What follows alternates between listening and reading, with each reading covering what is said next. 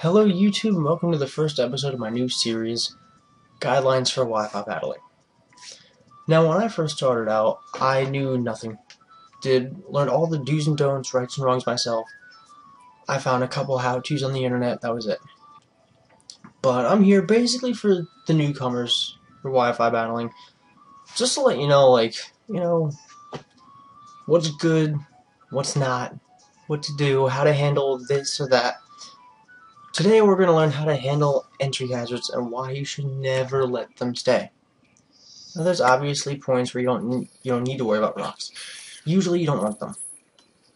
Now, as you'll notice here, my Inferno comes out to instant turn 1, just drops stealth rocks. Now he has the focus sash just in case they want to come in and hit him hard. Luckily Ninetales doesn't do a lick of damage, so we're just going to get right out of there. Now, in this situation, my team is completely based around entry hazards. So, Chandelier makes a fantastic wall.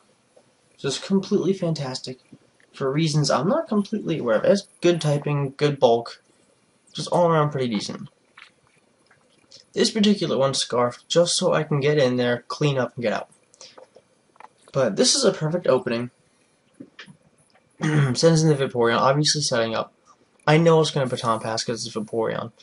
So, Jello is just, right off the bat, going to go for the Toxic Spikes. Just going to get both layers down as soon as possible. I think we're on maybe like turn 5 or something. But I already have rocks and 2 sets of spikes. So right now we're going into Chestnut. I don't expect the Pidgeot, which is why I go into Chestnut. And I plan to drop all 3 sets of spikes right here because I know he doesn't have a Defogger unless it's his Pidgeot. And I know he doesn't have a Rapid Spinner. Now this is questionable, because he went for the Heat Wave. I don't know why, because there's at least 4 Mons on my team that can eat a Heat Wave. But nothing I have wants to take a Hurricane. Nothing at all. Excuse me. Either way, you'll see, I mean, obviously it didn't take Toxic Spikes damage. Flying types, Steel types, Poison types don't take Toxic Spikes. Toxic Spikes isn't even that commonly used because of that. Once a Poison type comes out, the Toxic Spikes just get absorbed. As I was saying, obviously the Stealth Rocks did a decent number of damage to that Pidgeot. So I'm not going to say it would have survived an Ice Beam, but it probably would have survived an actual turn of Poison.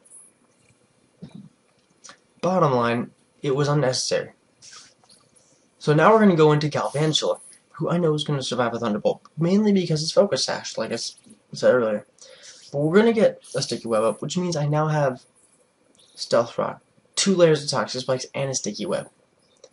Anything that's coming in after this is pretty much just done for, especially since I have my Cleanup Chandelier.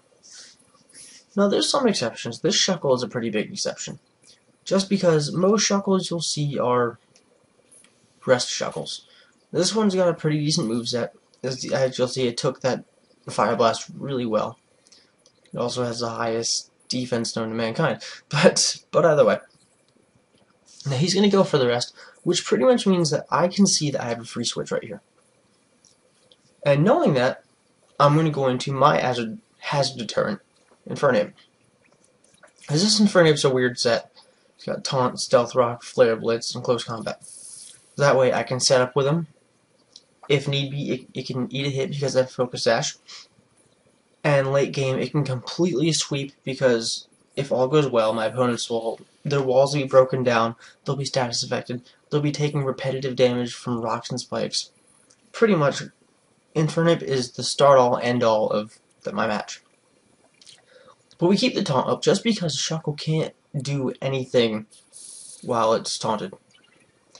But I make what I consider a misplay. I showed him all 4 moves of my set. I showed the Stealth Rock turn 1. Showed the Close Combat against Shuckle. Showed the Flare Blitz against Shuckle, and the Taunt against Shuckle. See, I consider this a misplay just because your biggest weapon is knowledge kept. You don't want your opponent to know all of your moves. But regardless, this is about entry hazards. As you'll see here, if Alligator comes in, it's Toxic Poison, it's slowed down, and it takes its Stealth Rock damage. Now, if it weren't for the web, that Dragon Dance would have been great. Because it would have been faster than Infernape. It would have allowed him to go first.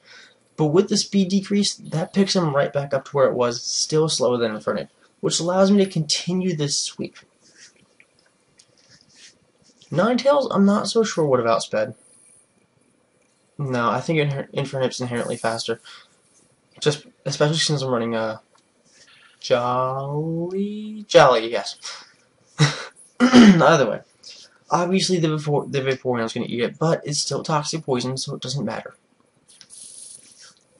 Basically, if it weren't for all the hazards, my team would have not had anywhere near an easy time with this. And I want to just go out and say this battle was not because this battle did not take place for the course of the video, but I found it and decided this is a good thing.